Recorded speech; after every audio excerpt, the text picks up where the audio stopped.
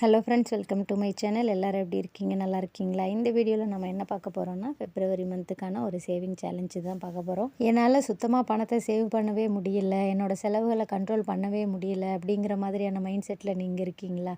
கண்டிப்பாக இந்த வீடியோ உங்களுக்கானது தான். அதுக்காக நீங்கள் கண்டிப்பாக உங்களுக்கு ஏற்ற மாதிரி ஒரு பட்ஜெட் போட்டுக்கணும்.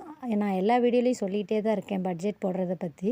கண்டிப்பாக நீங்கள் பட்ஜெட் போட்டிங்கன்னா மட்டும்தான் உங்களோட வரவு எவ்வளோ, நீங்கள் என்ன செலவு பண்ணுறீங்க, நீங்கள் பண்ணுற செலவில் எது தேவையான செலவு, எது தேவையில்லாத செலவு அப்படிங்கிறத உங்களால் கண்டுபிடிக்க முடியும். அதுக்கப்புறமா தான் அந்த தேவையில்லாத செலவை உங்களால் கட் பண்ண முடியும்.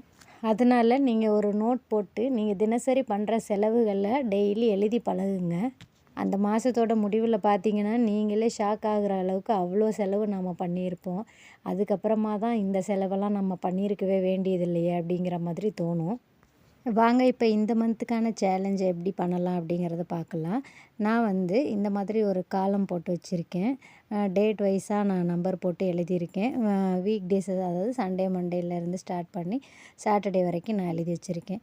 நீங்கள் முடிஞ்சால் இந்த மாதிரி ஒரு பேப்பரில் எழுதிக்கோங்க. அப்படி இல்லைன்னா நீங்கள் ஒரு மந்த்லி கேலண்டர் ஷீட் எடுத்து அதிலே எழுதிக்கோங்க, டேட் வைஸாக எழுதிக்கோங்க. இந்த ஃபெப்ரவரி மந்தில் டோட்டலாக 28 நாள் தான் வருது. மொத்தமாக 4 வாரம் வருது. நான் வாரத்தோட ஃபஸ்ட் நாள் ரூ. 5 சேவ் பண்ண ஸ்டார்ட் பண்ணுறேன். 2வது நாள் ரூ. 10, 3வது நாள் இன்னொரு ரூ. 10 அதிகப்படுத்தி ரூ. 20 சேர்க்குறேன்.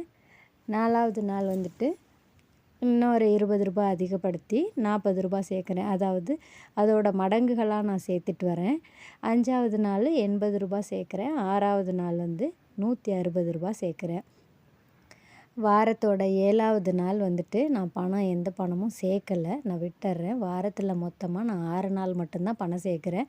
ஒரு நாள் நான் சேர்க்கலை.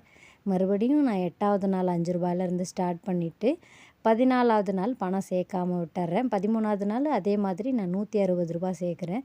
இது மாதிரி அந்த மாதத்தில் நான் 4 நாள் பணம் சேர்க்கலை. மற்ற நாளெல்லாம் நான் ஆர்டர் வைஸாக ரூ. 5லேருந்து ரூ. 10, ரூ. 20, ரூ. 40, ரூ. 80 அந்த மாதிரி நான் பணம் சேர்த்துட்டே வரேன். நான் ஏன் 7வது நாள் பணம் சேர்க்கலை அப்படின்னா, அந்த நாளுக்கான அமௌண்ட் ரூ. 320 வரும். எல்லாராலையும் ரூ. 320 எடுத்து வைக்கிறது ரொம்ப சிரமமாக இருக்கும்.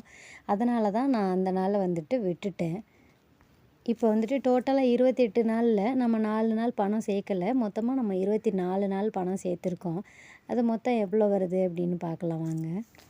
ஃபஸ்ட்டு வாரத்துக்கான அமௌண்ட் எவ்வளோ இருக்குது அப்படின்னு பார்த்தீங்கன்னா ரூ. 315 இருக்குது.